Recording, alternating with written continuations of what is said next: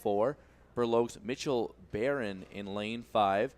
Zane Clark from Masquaw, another Masquaw member in lane 6. In lane 7 from Ridge, Alex Brent.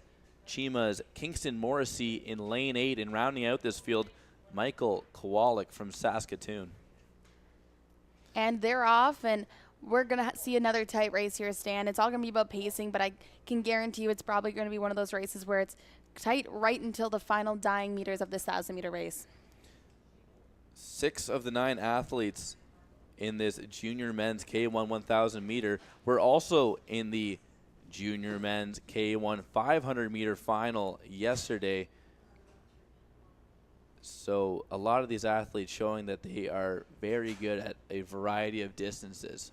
That's true. One of them being Zane Clark from Masquaw, who actually came third and got bronze in this race last year, pretty similar to the Haley Plant situation. So Zane looking to upgrade his medal, maybe to a silver, one upgrade, and why not double upgrade it and make it a gold medal this year at the Welland International Flat Water Center.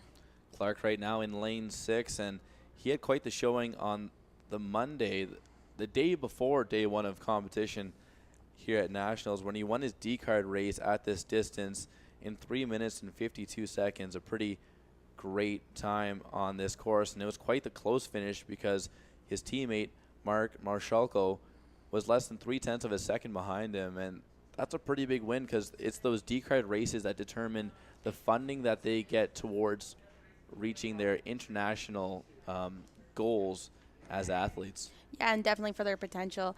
A very interesting thing I'm noticing right now, though, is that there's no Balmy Beach athletes in this final. Beach has actually reached the podium 3 out of the past 4 years in this competition. Maybe just falling a little bit short in the semis. But if you look in lane 5 there, that's Burloak's Mitchell Barron in the Adam Van Couverton boat. Pretty fitting considering Adam did win this race back in 2000. That's right. Mitchell Barron from the Burloak Club, where Adam Van Couverton paddles. And Adam always so kind to be willing to lend his boat to Mitchell Barron for these big competitions. Barron actually won Heat 2 this morning of the junior men K1 1,000 meter and will look to pick up some hardware along the way. Yeah, not only with hardware, they will also be going with a massive trophy, the Gordon Potter Memorial Trophy, inducted in 1972, donated by Mr. Gordon Potter. He was a former paddler for the Gananoque Canoe Club. So as we've been saying time after time, yes, it's incredible to get that gold nationals medal. A little bit sweeter, though, when you get to hoist a trophy on top as well. And quite the history on this trophy, as the Oldershaw family have won 5 medals in this discipline, 3 of them gold. And you did mention Adam Van Couverton coming away with the gold in 2000. And Stan, it looks like we've got 2 leaders, but a pretty even depth race heading into the 200-meter mark of this 1,000-meter race. It looks like it is that Adam Van Couverton boat that's really helping out Mitchell Barron from Burloak in that 5th lane, having a bit of an advantage over Zane Clark from Masquaw, the reigning bronze medalist in this category. Yeah, it really looks like it's going to be a battle between Barron and Clark heading into the final 100 meters of this race.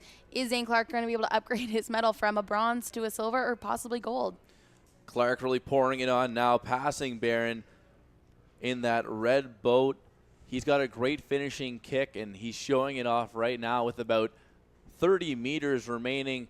It looks like it will be Zane Clark coming away with the junior men's K1 1,000 meter title. Right behind him, Burloak's Mitchell Barron, and a tight finish here.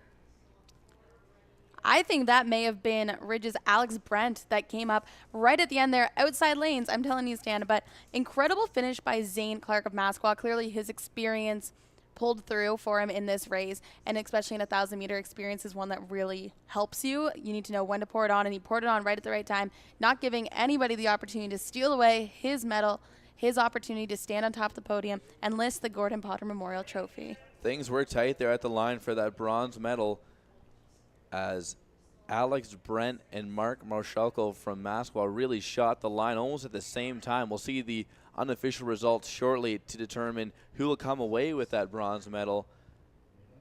But it wouldn't be that surprising if Alex Brent is the winner for that bronze medal, because he did have the second best time in the heat, putting on a great performance at that time and really showing that he was going to be a threat in this final, even though he stayed pretty quiet for the first 900 meters of this race. Yeah, like I said, Stan, I was not surprised at all that this race kind of came down right to the last dying seconds. I mean, of course, and it was Ridge's Brent that did pull through just barely, though, hundredths of a second, changing between him and Marshalko from Masqua. As we've said, those outside lanes, you got to watch them because you may not see them coming up, and they end up on the podium right at the last second. So Zane Clark improves on his